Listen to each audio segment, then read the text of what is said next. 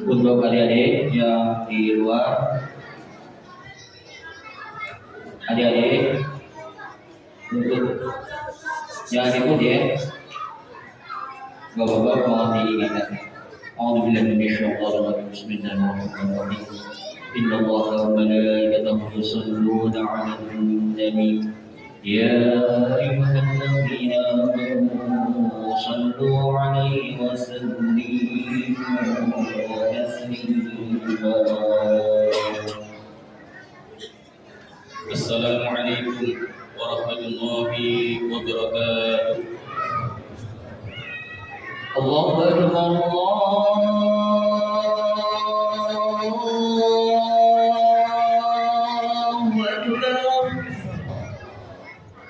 Allahu Akbar, Allahu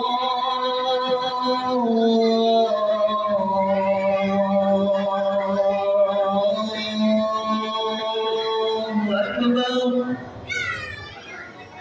Asyhadu an la ilaha illallah.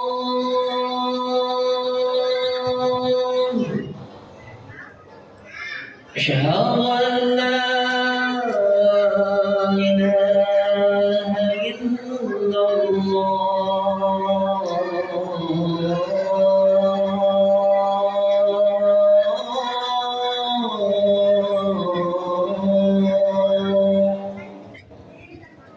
Asyhadu anna Muhammadar Rasulullah.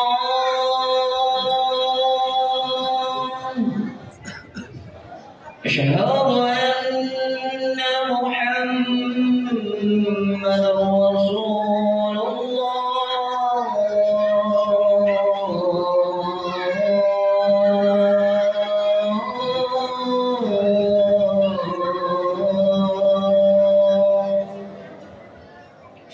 Hayya 'alal salam.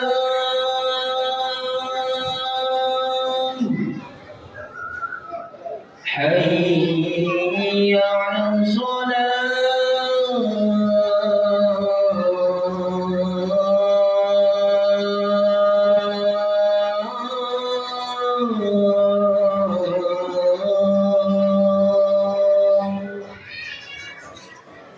Hayya 'alal falah.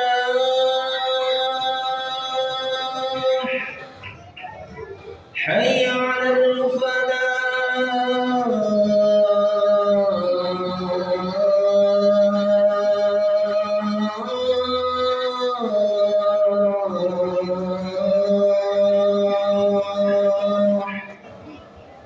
Allahu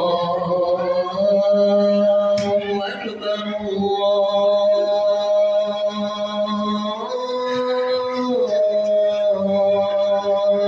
Allahu Akbar. La ilaha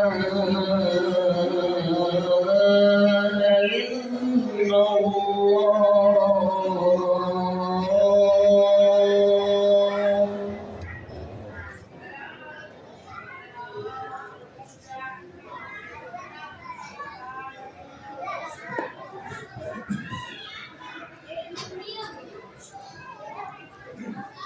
إن الحمد لله نحمده ونستعينه ونستغفره ونعوذ بالله من شرور أنفسنا ومن سيئات أعمالنا. من يهده الله فلا مضل له ومن يضلل فلا هادي له. أشهد أن لا إله إلا الله وحده لا شريك له وأشهد أن محمدا عبده ورسوله لا نبي ولا رسول بعده. اللهم صل وسلم وبارك على سيدنا ونبينا وشفيعنا ومولانا محمد وعلى آله وصحبه ومن والاه. أما بعد، فيا أيها الناس أوصيكم ونفسي بتقوى الله فقد فاز المتقون. وقال تعالى: يا أيها الذين آمنوا اتقوا الله حق تقاته ولا تموتن إلا وأنتم مسلمون. Kaum muslimin yang berbahagia, Segala puji hanya milik Allah, Rabb semesta alam. Kita memujinya, memohon pertolongannya, dan memohon ampunannya. Kita berlindung kepada Allah dari kejahatan diri kita dan keburukan amal kita. Agar kita senantiasa meningkatkan rasa takwa kita kepada Allah Subhanahu wa Ta'ala. Dialah Allah yang Maha mengetahui segalanya, melihat apa yang kita lakukan, yang nampak dan yang tersembunyi, bahkan yang terpendam dalam hati di dada kita sekalian. Allah Subhanahu wa Ta'ala berfirman, Ya'lamu kha'inatal a'yun wa ma tukhfis sudur. Allah mengetahui pandangan mata yang khianat dan apa yang disembunyikan oleh hati. Ma'asyiral muslimin rahimakumullah. Di bulan kemerdekaan ini, negara kita masih terus berbenah di antara fenomena yang sangat memilukan akhir-akhir ini. Bahkan sudah menjadi penyakit yang kronis dan menular dari skala kecil sampai skala besar-besaran adalah budaya korupsi. Korupsi secara umum bermakna mengambil sesuatu yang bukan haknya, baik secara sembunyi-sembunyi maupun terang-terangan, untuk keuntungan pribadi atau kelompok. Dalam Islam, korupsi termasuk dalam kategori gulul, pengkhianatan terhadap amanah, yang merupakan dosa besar yang mendapatkan ancaman yang berat di dunia dan di akhirat. Allah Subhanahu wa Ta'ala berfirman, "Wa ma kana lin-nabiyyin ay yaghul, wa man yaghlul ya'ti bima ghalla yawmal qiyamah, tsumma tuwaffa kullu nafsin ma kasabat wa hum la yuzlamun." Dan tidaklah pantas seorang nabi berkhianat dalam urusan harta rampasan perang. Barang siapa yang berkhianat, niscaya pada hari kiamat dia akan datang membawa apa yang dia khianati. Kemudian setiap jiwa akan diberi balasan sesuai dengan apa yang telah dikerjakannya, dan mereka tidak dizalimi. Ayat ini menunjukkan betapa beratnya dosa korupsi, karena seseorang akan dimintai pertanggungjawaban di akhirat atas setiap harta yang dia khianati.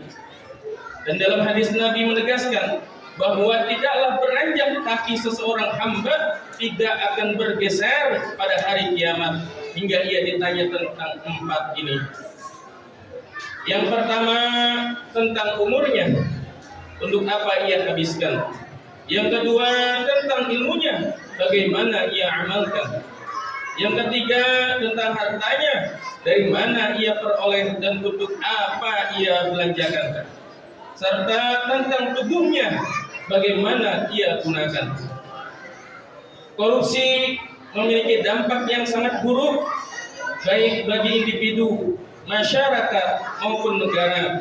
Dan kerusakan itu bukan cuma sebatas di dunia, namun akan berlanjut dengan penyesalan di hari kiamat kelak.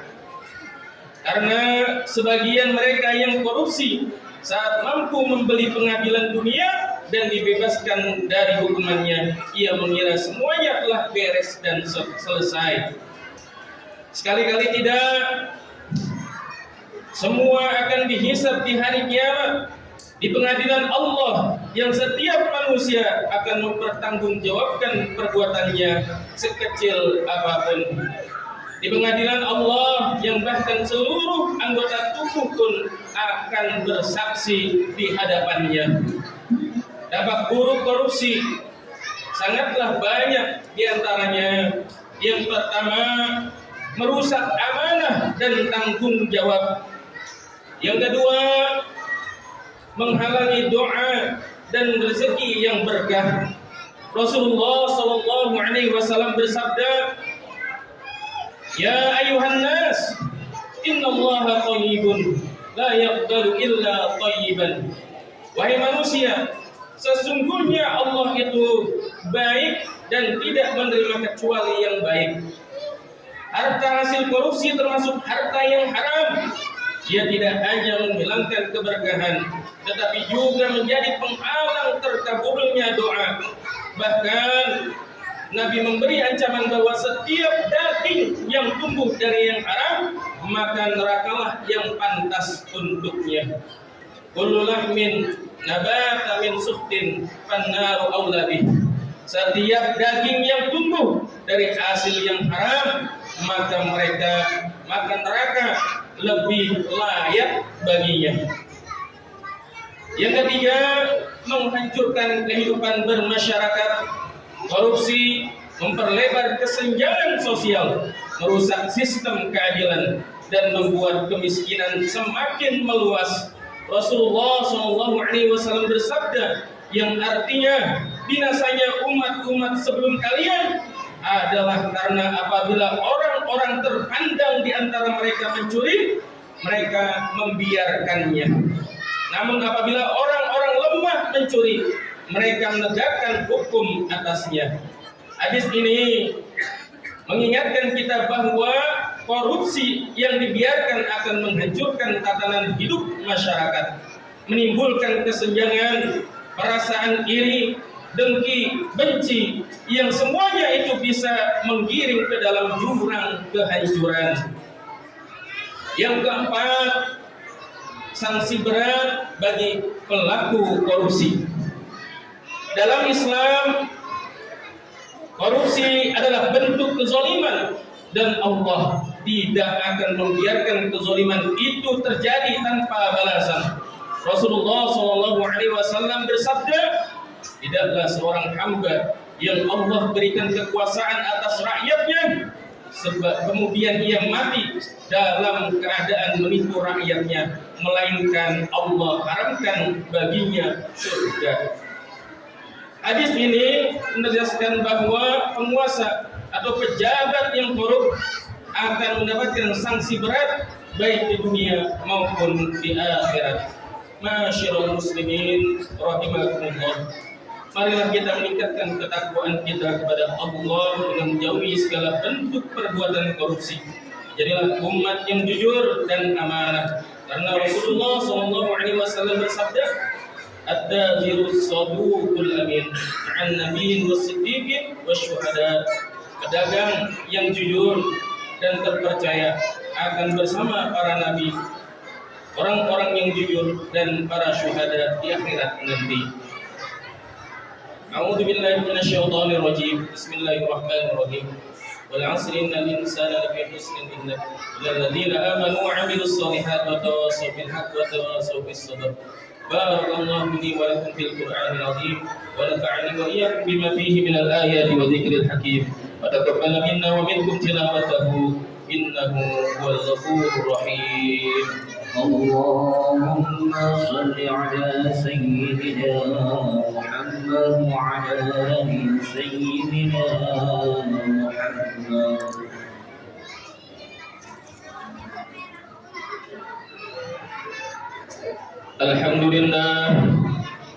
Alhamdulillah ala ihsanihi wa syukru lahu ala taufiqihi wa imtinanihi.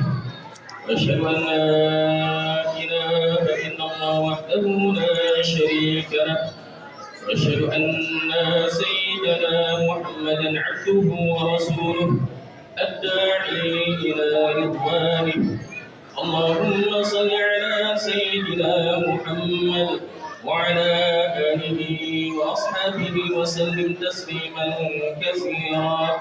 أما بعد، فيا أيها الناس اتقوا الله فيما أمر وانتهوا عما نهى واعلموا أن الله أمركم بأمر بدأ فيه بنفسه وثنى بملائكته بقدسه وقال تعالى: إن الله وملائكته يصلون على النبي يا أيها الذين آمنوا صلوا عليه وسلموا تسليما.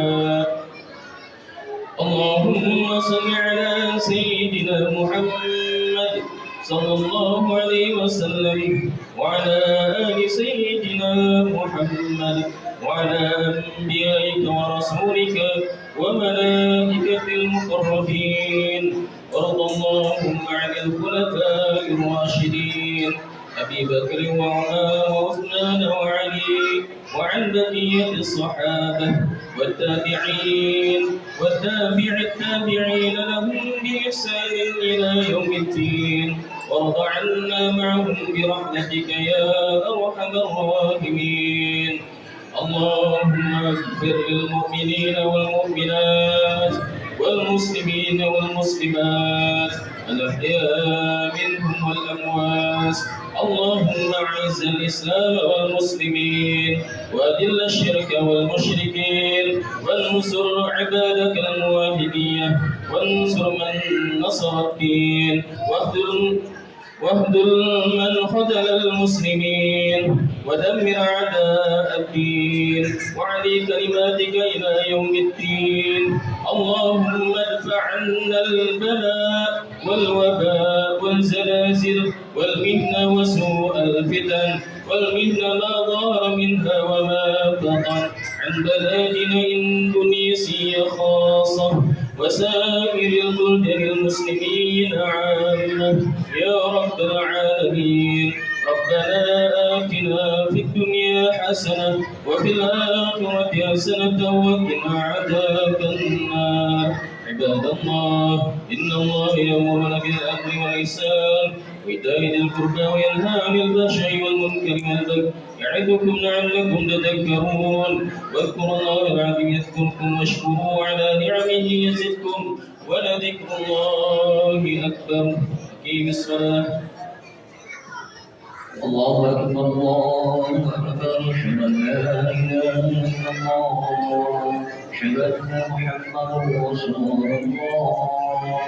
حي على الصلاة حي على الفلاح قد قامت الصلاة قد قامت الصلاة الله أكبر الله أكبر لا إله إلا الله.